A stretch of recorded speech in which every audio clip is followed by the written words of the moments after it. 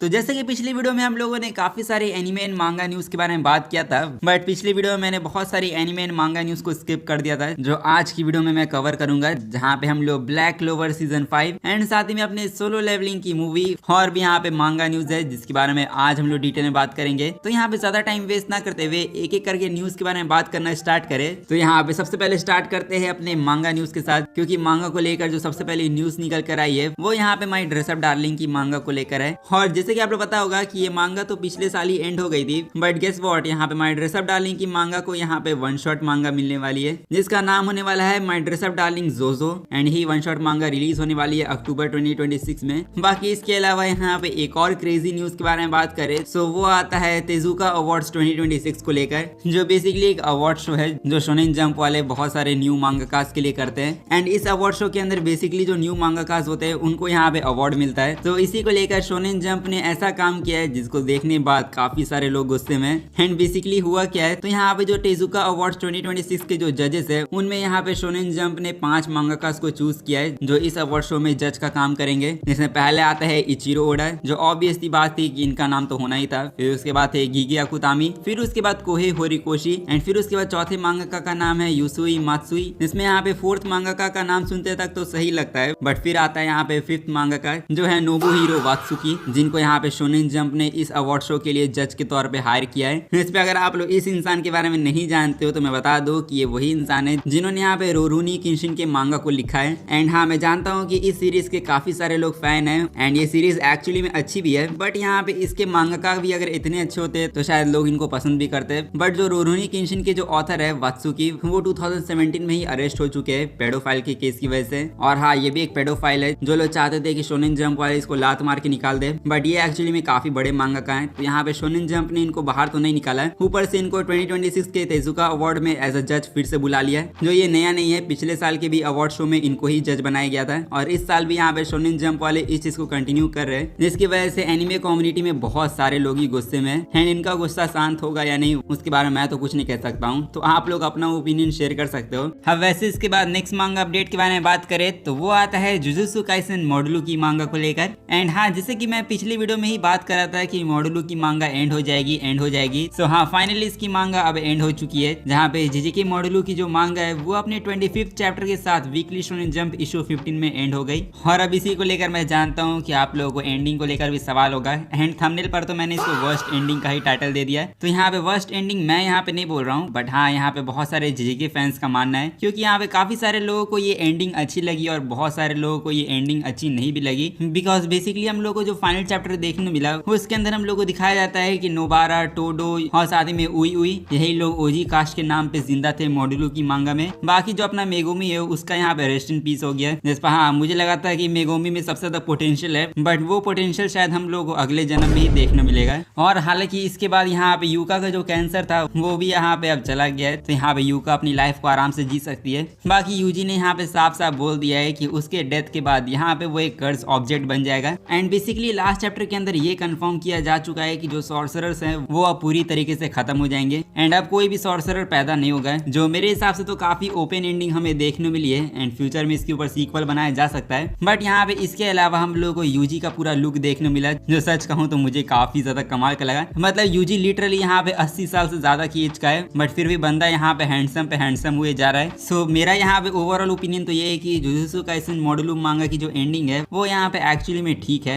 और हालांकि मैं कुछ चीजों से काफी ज्यादा डिसअपॉइंट हूँ, लाइक यहाँ पे यूजी के डोमेन एक्सपेंशन का नाम हम लोग को अभी तक नहीं बताया गया, एंड ना ही दाबुरा का जो हमें डोमेन एक्सपेंशन दिखाया गया था उसका भी क्या यूज है, उसकी क्या पावर है, वो भी यहाँ पे गीगे ने रिवील नहीं किया, बस उसका नाम गीगे ने हमें बताया। जो ये सब के लिए तो चलो मैं माफ कर देता हूँ, बट माहोरागा को जो गीगे ने ऑफ स्क्रीन किया था वो यहाँ पे मुझे बिल्कुल पसंद नहीं आया। आई मीन माहोरागा वर्सेस दाबुरा की जो फाइट अभी चल रही थी वो लिटरली यहाँ पे अपने पीक लेवल पे पहुंच रही थी, एंड जैसी ये फाइट अपने पीक लेवल पे पहुंच रही थी वैसे ही गीगे ने इस फाइट को यहाँ पे ड्रॉप कर दिया एंड माहोरागा को ऑफ स्क्रीन ही कर दिया। जिसमें मैं जानता हूँ कि काफी सारे लोग ये कहेंगे कि जुजुत्सु काइसेन मॉडुलो की मांगा यहाँ पे फाइटिंग के ऊपर नहीं थी एंड जीजीके मॉडुलो मांगा में ज्यादातर स्टोरी के ऊपर फोकस किया गया था, जिसमें हाँ ये बात मैं भी जानता हूँ। बट यहाँ पे जीजीके फैंस के पॉइंट ऑफ व्यू से देखोगे तो जीजीके फैंस यहाँ पे अपनी मांगा फाइट्स को देखने के लिए रीड करते हैं, एंड अगर उनको फाइट्स देखने को नहीं मिलेगी तो आप लोग पता ही है कि जीजीके फैंस यहाँ पे उस चीज को कितना ज्यादा हेट करते हैं। तो हाँ, यहाँ पे जीजीके फैंस के पॉइंट ऑफ व्यू से मैं बोलूँ तो यहाँ पे जो फाइनल बैटल हम लोग को दिखाई गई इस मांगा में वो वो मेरे लिए काफी ज्यादा डिसअपॉइंटिंग थी।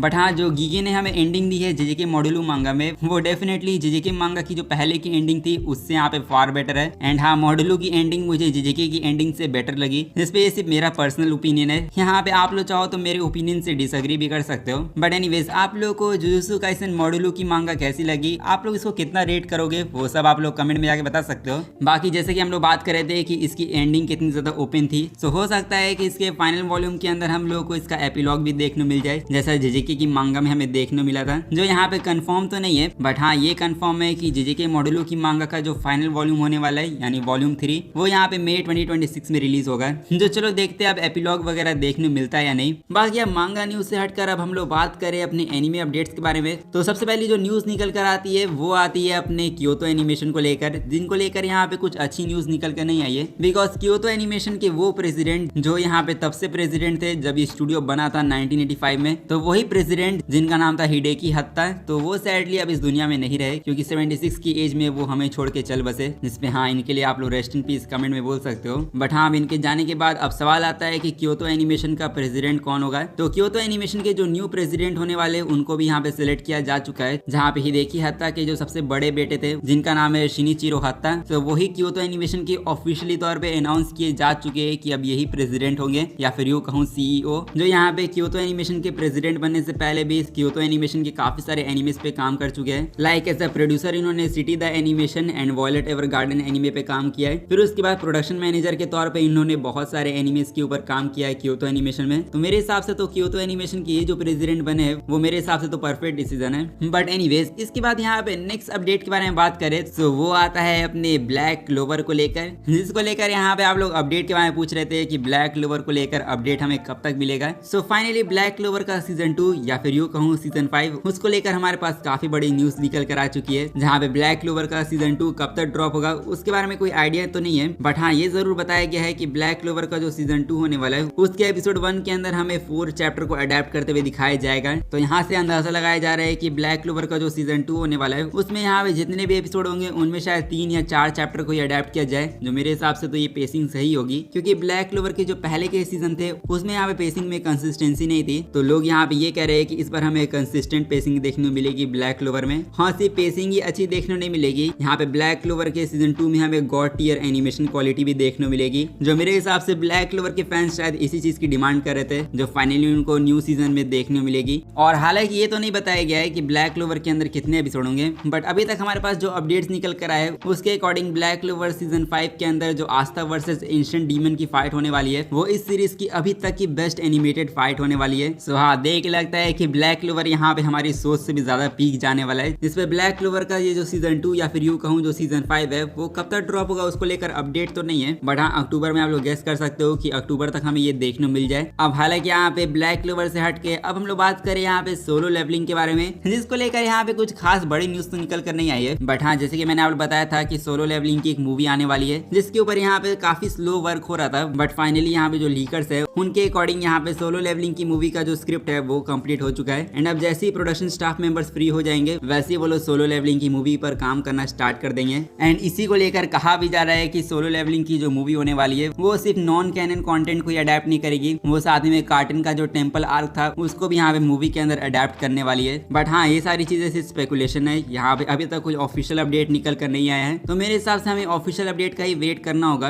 एंड इसके बाद अब हम लोग बात करें अपने नेक्स्ट अपडेट के बारे में, जो आता है अपने एक ऐसे स्टूडियो को लेकर जो अपना सारा बजट यहाँ पे कैरेक्टर के हेयर्स में लगा देते हैं। और यहाँ पे मैं बात कर रहा हूँ स्टूडियो गो हैंड्स के बारे में, जिनका एक न्यू एनिमे जुलाई 2026 में ड्रॉप होने वाला है जिसका नाम है the exile heavy nights knows how to game the system. तो यही नाम वाला एनिमे जुलाई 2026 में ड्रॉप होने वाला है, जिसके अंदर हम लोग को टोटल 2 कोर्स देखने मिलेंगे, जिसका मतलब हम लोग को टोटल 24 एपिसोड देखने मिलेंगे इस सीरीज के अंदर। जहाँ पे इसका जो ट्रेलर ड्रॉप किया गया है तो मैं आप लोग को सजेस्ट करूंगा कि आप लोग ट्रेलर जाके देखो, बिकॉज स्टूडियो गो हैंड्स को देख के लगता है कि उन्होंने सारा बजट इस एनिमे के अंदर जितने भी कैरेक्टर है उनके बालों पर ही लगा दिया है, क्योंकि बालों की एनिमेशन देखकर यहाँ पे मेरे बाल झड़ जाएंगे। बट हाँ, एनिमेशन काफी ज्यादा क्रेजी लग रही है। इस पे अगर आप लोग इस एनिमे को देखना चाहते हो तो आप लोग इसको अपनी वॉच लिस्ट में ऐड कर सकते हो। बाकी इसके अलावा यहाँ पे दूसरे एनिमे के बारे में बात करें जिसको एनिमे नहीं बोलना चाहिए, यहाँ पे अगला अपडेट आता है अपने एक एच एनिमे को लेकर। एंड इस एच एनिमे का नाम होने वाला है my classmate a sexy actress and now we live together. So यही बेसिकली मांगा है जिसका यहाँ पे एनिमे अडेप्टेशन आने वाला है। एंड इसका एनिमे एडेप्टेशन आप लोगों को इस साल ही देखने मिलेगा। सो मोस्ट लाइकली हो सकता है कि हम लोग को ये समर सीजन में देखने मिल जाए। इस पर ये छोड़ो, यहाँ पे मैं पहले बता देता हूँ कि इसको आप लोग एनीमे मत समझना, बिकॉज अगर आप लोग इसकी मांगा को रीड करने जाओगे तो आप लोग पता चल जाएगा कि ये किस टाइप का एनीमे होने वाला है। सो हाँ, अगर आप लोग कोई न्यू एच एनीमे के तलाश में हो तो आप लोग इसको देखना, और अगर आप लोग मांगा रीड करना चाहो तो वो भी आप लोग कर सकते हो, क्योंकि हमारे एनीमे अपडेट्स तो बस यही तक थे। सो इसी बात पे अब आप लोग इस वीडियो को जाके लाइक कर दो, एंड चैनल को सब्सक्राइब नहीं किया तो सब्सक्राइब भी कर लो, क्योंकि फ्यूचर में और भी कमाल की वीडियोस आने वाली है। तो यहाँ पे अब मैं मिलूंगा आप लोगों से नेक्स्ट वीडियो में, तब तक के लिए सायोनारा